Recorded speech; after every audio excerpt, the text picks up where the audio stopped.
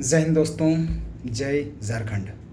मैं विजय कुमार आप सबके समक्ष एक छोटा सा वीडियो लेकर आया हूँ। ये वीडियो उन बच्चों के लिए लाभदायक हो सकती है, इम्पोर्टेंट हो सकती है, जो बच्चे या तो क्लास 10th बोर्ड की प्रिपरेशन कर रहे हैं या क्लास 9th एग्ज़ाम की तैयारी करते हैं, 9th में स्टडी करते हैं, या जो बच्चे स्टडी करते हैं जिनके दिमाग में कभी रिज़ल्ट को लेकर के, कभी अपने स्टडी को लेकर के और कभी एग्ज़ाम को लेकर के आप डिप्रेस्ड होते हैं, आप टेंशन में होते हैं। मेरे प्यारे बच्चों, हम ये नहीं कह रहे हैं कि हम जीवन में इतनी बड़ी सफलता पा लिए हैं कि हम आपको मोटिवेट कर रहे हैं और हमारी बातें आपको लाभदायक या तो आपको सफलता दिला सकती है। लेकिन अपने टीचिंग एक्सपीरियंस में काफ़ी लंबे समय से टीचिंग लाइन में हूँ और इस टीचिंग लाइन में रहने के बाद हमने जो एक्सपीरियंस प्राप्त किया है, हमने जो नॉलेज प्राप्त किया है, हमने जो बच्चों को समझने का कोशिश किया है, उन सारे बातों को आप सबके सामने रखना चाहता हूँ। मैं ये नहीं कहता हूँ कि हमारी इस वीडियो से आपको बहुत सारा कुछ मिलेगा, लेकिन इस वीडियो के माध्यम से आपको कुछ ना कुछ ज़रूर मिलेगा। मेरे बच्चे, आपकी क्लास 10th की एग्ज़ामिनेशन 2025 के फरवरी और मार्च के बीच होने की संभावना है। और आप जो बच्चे काफ़ी सिंसियर हैं वो अभी से ही टेंशन में आ गए हैं कि हमारा रिज़ल्ट बेहतर कैसे होगा, क्योंकि आप रिज़ल्ट को लेकर के इतना टेंशन में रहते हैं कि आप सोचते हैं कि अगर रिज़ल्ट ख़राब हो जाएगा तो मेरा ज़िंदगी ख़त्म हो जाएगा। कुछ बच्चे का यह मानना है, लेकिन मैं ये कह सकता हूँ कि रिज़ल्ट आपकी अगर किसी कारणवश ख़राब हो भी जाती है तो आप एक एग्ज़ाम में रिज़ल्ट ख़राब ले आते हैं, इसका मतलब ये नहीं कि जीवन में आप कुछ कर नहीं पाएंगे। ऐसे एक नहीं हज़ार एग्ज़ाम्पल आपको मिलेंगे आपके सामने, एक नहीं ऐसे हज़ारों कैरेक्टर्स होंगे जो क्लास 10th के एग्ज़ामिनेशन में, क्लास 12 के एग्ज़ामिनेशन में, ऑनर्स के एग्ज़ामिनेशन, मतलब अपने स्टडी जीवन में काफ़ी एवरेज बच्चे होने के बावजूद काफ़ी बड़े पोस्ट पर गए हैं। आपने एक फ़िल्म का नाम सुना होगा 12 फेल IAS। उस फिल्म को देखने के बाद आपको कुछ मोटिवेशन ज़रूर मिलेगी कि परसेंटेज ही आपके जीवन में सब कुछ नहीं होता है, रिज़ल्ट ही आपके जीवन में सब कुछ नहीं होता है। क्लास 10th के बच्चों के लिए कुछ मैं बातें बताने जा रहा हूँ। बच्चे, आपके एग्ज़ामिनेशन में लगभग 5 से 6 मंथ का टाइम बचा हुआ है। आप अभी से स्टडी को इतना बेहतर करें विदाउट डिप्रेशन में, विदाउट टेंशन में, कि आपकी प्रिपरेशन काफ़ी अच्छा हो जाएगी।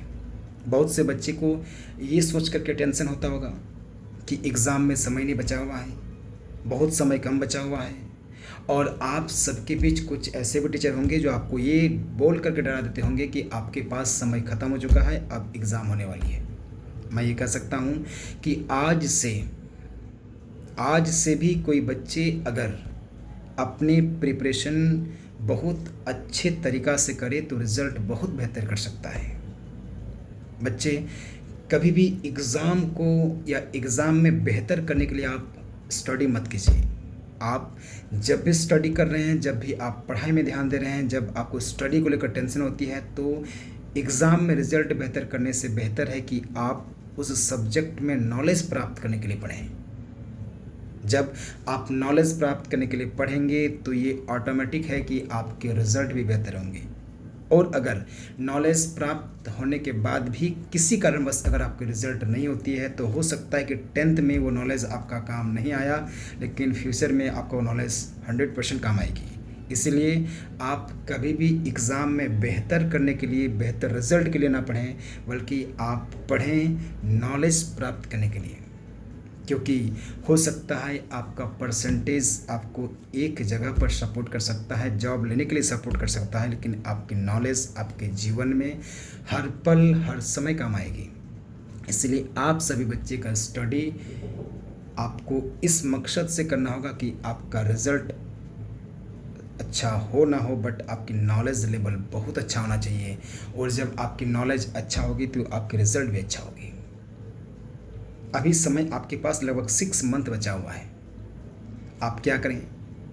मेरे अकॉर्डिंग शायद मैं जब बच्चे को पढ़ाता हूँ और बहुत सारे बच्चे को मैं रिज़ल्ट भी करवाया हूँ, तो जैसे हमने बच्चे के साथ जो प्रैक्टिकली नॉलेज हमें प्राप्त हुआ, मैं उसके अकॉर्डिंग आपके सामने ये सब बात कर रहा हूँ। मैं कोई ऑथेंटिक बात ये नहीं कर रहा हूँ कि कहीं लिखा हुआ मिलेगा, और मैं इस वीडियो के माध्यम से कोई दावा भी नहीं करता हूँ कि ये करने से आपका रिजल्ट बेहतर होगा ही। लेकिन हमने जो प्रैक्टिकली जो बच्चों के साथ मैंने ट्रीट किया है, उससे जो बच्चे बेहतर रिजल्ट किए हैं, मैं उसके अकॉर्डिंग आपके सामने बात करने वाला हूँ। आप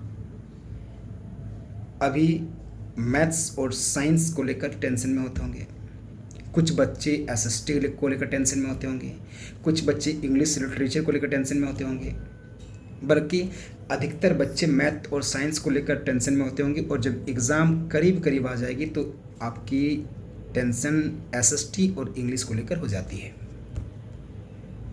आपकी प्रॉब्लम कहाँ पे होती है? जब आपकी एग्ज़ाम बहुत नज़दीक पहुँच जाती है तो आप स्टडी की ओर सिंसियर हो जाते हो। बच्चे, आप अभी से सिंसियर अगर हो गए, दैट मीन्स इस सितंबर 2024 से मैं बात कर रहा हूँ, तो 25 फरवरी में या तो मार्च में जब बोर्ड की एग्जामिनेशन होगी ना आपकी, तो आप उस वक्त बेहतर कर सकते हो। कारण क्या है कि अभी आप एसएसटी में 1 घंटा टाइम दीजिए और इंग्लिश में 1 घंटा टाइम दीजिए, और ओनली 2 आवर्स मैथ्स और साइंस को दीजिए। आपको 10 घंटे पढ़ने से ही आपका रिजल्ट होगा, ये कोई इंपॉर्टेंट नहीं है, कोई ज़रूरी नहीं है, कोई इसमें कहीं सत्य नहीं है। बट मेरा कहने का मतलब है कि आप जितनी भी पढ़ें, रेगुलर पढ़ें, कंटिन्यूटी पढ़ें। जब आप किसी चीज़ को कंटिन्यू करेंगे ना, तो आपकी रिज़ल्ट बेहतर होगी। आपकी उस चीज़ का जो नॉलेज लेवल, जो आपके दिमाग में जो सेट होने की प्रोसेस होगी ना, बहुत स्ट्रांग होगी।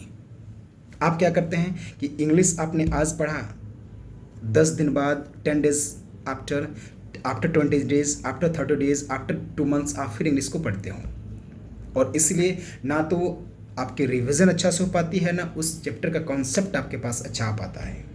तो मैं एक एक सब्जेक्ट का डिटेल बताता हूँ। सबसे पहले मैं स्टार्ट करता हूँ मैथ्स में।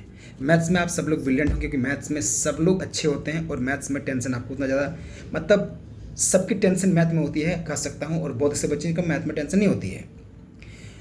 मेरी फॉर्मूला है कि मैथ में रेगुलर एवरीडे ओनली 10 क्वेश्चन को सॉल्व करिए, और उस 10 क्वेश्चंस को 10 टाइम्स बार सॉल्व करिए।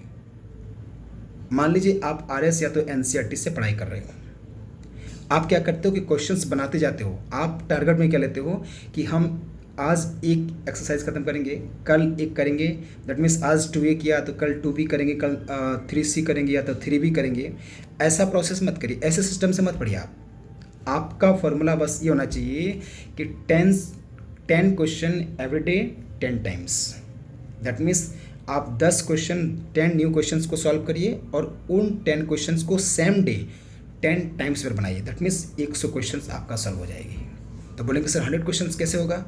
बच्चे, जब आप क्वेश्चंस को बनाने लगेंगे ना, तो क्वेश्चंस आपके दिमाग में सेट हो जाएंगे, कॉन्सेप्ट के साथ सेट हो जाएंगे। ये मैथ का फॉर्मूला है।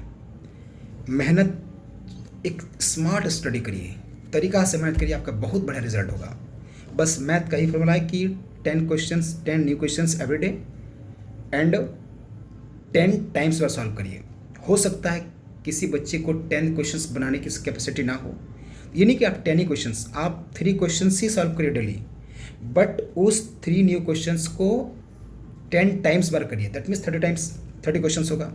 मान लीजिए कि हमने question number 1, question number 2, question number 3 solve कर लिया आज।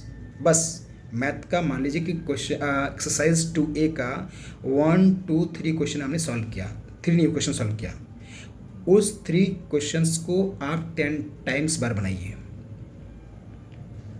कोई बच्चे 5 क्वेश्चंस बनाइए, आपकी कैपेसिटी के अकॉर्डिंग उन क्वेश्चंस को आप बनाइए। दैट मीन्स जितने क्वेश्चंस बनाएंगे उसको कम से कम 10 टाइम्स बार उसको प्रैक्टिस कीजिए।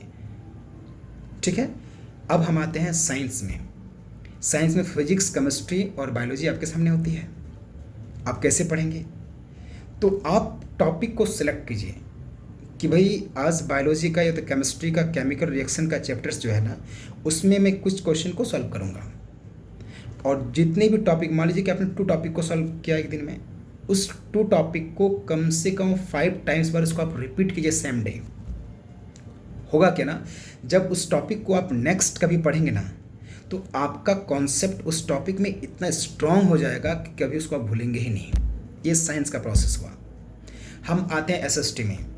एसएसटी में क्या होगा ना कि एसएसटी में एवरीडे ओनली 5 क्वेश्चन को सॉल्व कीजिए, long short combination, that means मिला करके। ऐसा नहीं कि लॉन्ग क्वेश्चन 5 करेंगे तो आप पर वो भारी पड़ेगा। क्या करेंगे आप कि आप 5 क्वेश्चंस को एवरीडे सॉल्व करिए एसएसटी में। एसएसटी में आपका हिस्ट्री हो गया, ज्योग्राफी हो गया, इकोनॉमिक्स हो गया, सिविक्स हो गया, दैट मीन्स पॉलिटिकल साइंस हो गया। किसी भी एक पार्ट को आप उठा लीजिए, उसमें से 5 क्वेश्चन को आप सॉल्व करिए एवरीडे, और उस 5 क्वेश्चंस को 5 टाइम्स बार आप लिखिए। समझने के बाद लिखिए। आप चैप्टर को बारीकी से उसको रीड कीजिए। रीड करने के बाद उसको आप अपने दिमाग में एनालाइज करिए, उसको आप अंडरस्टैंडिंग करिए, और फिर क्वेश्चंस को आप अपने से लिखने का प्रैक्टिस करें। कम से कम 5 टाइम्स बार प्रैक्टिस करें एक क्वेश्चंस को।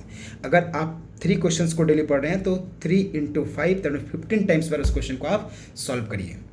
इससे क्या होगा ना कि आपको जो लिखने की प्रैक्टिस होगी ना, वो स्ट्रांग हो जाएगी।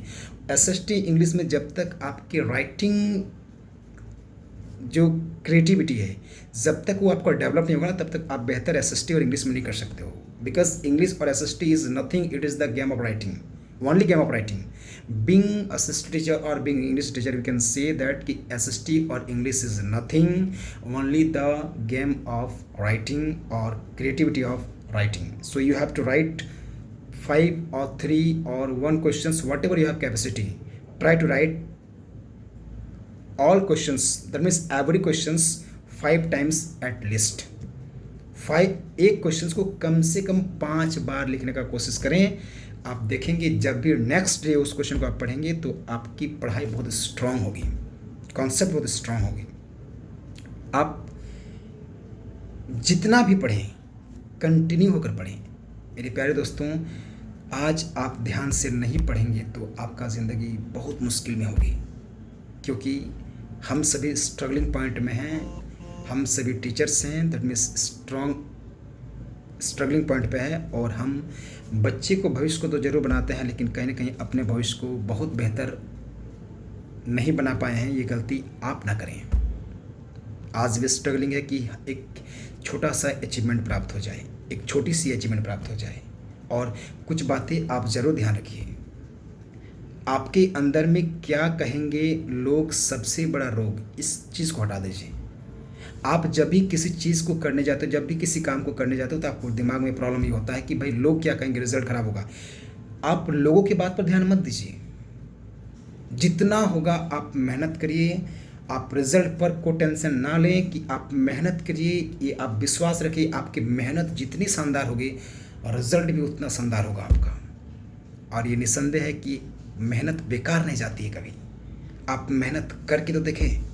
जितनी भी बातें मैंने आप बताया, आप मुझे विश्वास है कि आप इसको इम्प्लीमेंट करेंगे। मैंने क्या बताया कि मैथ में जितने क्वेश्चंस बनाएंगे, न्यू क्वेश्चंस, उसको 10 टाइम्स और प्रैक्टिस करें। साइंस में जिस टॉपिक को आप पढ़ेंगे उसको कम से कम लिखने का प्रयास करें।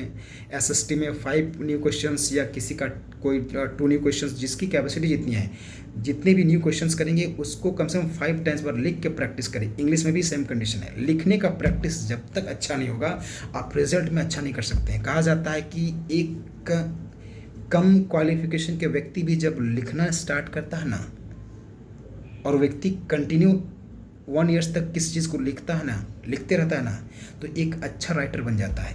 आपके कलम में लिखने में इतनी कैपेसिटी है कि आप अपने आप को बेहतर कर सकते हो। और अंत में ही बोलेंगे, आप बिल्कुल टेंशन ना लें।